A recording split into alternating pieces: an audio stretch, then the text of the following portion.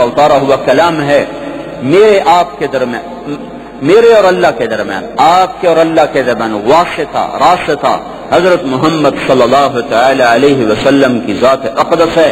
جس قوم کو ایسا رہبر ملے پھر وہ مغرب کے پاؤں چاٹے تو پھر یہی ہوگا جو ہو رہا ہے۔ جس قوم کو قرآن ملے، جس قوم کو قرآن ملے پھر وہ مغرب کے اندھے علوم کو اپنے لیے نجات کا ذریعہ سمجھیں تو پھر یہی ہوگا، ذلتیں مقدر بن جائیں گی۔ کائنات کے علم کی نفی نہیں کر رہا ہوں، کائنات کا علم سائنس ہے، وہ مغرب کا علم نہیں، وہ تو کائنات کا علم ہے۔ جاپان کوئی مغرب میں ہے، سنگاپور کوئی مغرب میں ہے، کوریا کوئی مغرب میں ہے۔ مغرب کی ننگی تہذیب، مغرب کی ننگی معاشرت، مغرب کی زہر میں گھلی ہوئی، ناچ گانے میں رچی ہوئی، شراب میں ڈوبی ہوئی، زنا میں لچھڑی ہوئی معاشرت سے پناہ مانگ رہا ہوں۔ یہ وہ زہر ہے جس قوم میں پھیلے گا زیر زمین جانا پڑے گا، عزتیں چھن جائیں گی، محبتیں روٹھ جائیں گی، اقتدار کے سورج غروب ہوں گے اور اللہ کے کوڑے برسیں گے۔ یہ دھرتی اللہ کی ہے۔ جب زنا ہوتا ہے وہ دیکھتا ہے، جب شراب کی محفلیں لگتی ہیں وہ دیکھتا ہے، جب ناچ گانے کی محفلیں لگتی ہیں وہ دیکھتا ہے، جب گھنگرو باندھ کے ناچنے والی حیا کی چادر کو تار تار کرتی ہے اور ناموس سے محمد کو آگ لگاتی ہے تو وہ دیکھتا ہے۔ پھر یہ دھرتی پکارتی ہے، یا اللہ یہ کب تک ہوگا، یا اللہ یہ کب تک ہوگا، تو مجھے اجازت کیوں نہیں دیتا، میں پھٹ جاؤں۔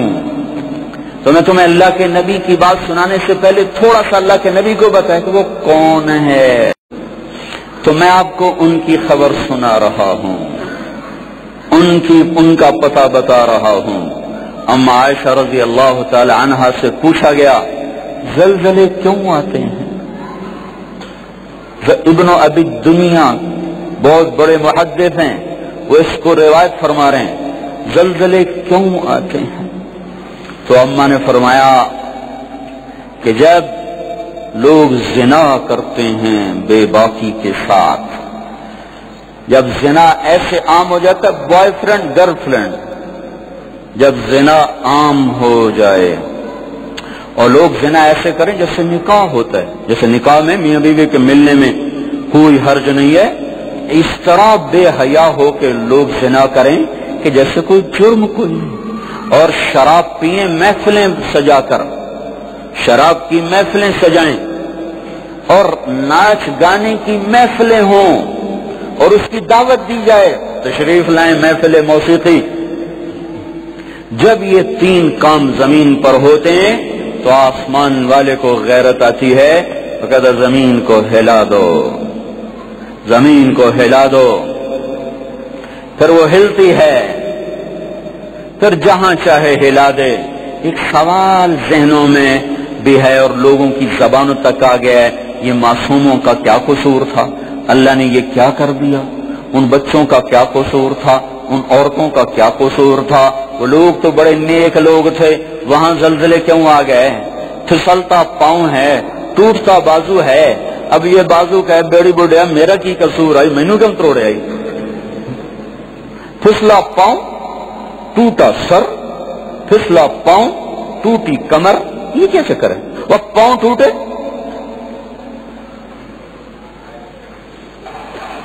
پاؤں پھسلا۔ ایک بار ہمارے علاقے کا بڑا زمیندار پاؤں پھسلا، زمین پہ گرا، نیچے کوئی سخت چیز تھی، کمر پہ چوٹ لگی، آج تک 20 سال ہو گئے وہ کرسی پر بیٹھا ہو۔ تو گلا تو پاؤں کا تھا، قصور تو پاؤں کا تھا، چوٹ یہاں کیوں لگی؟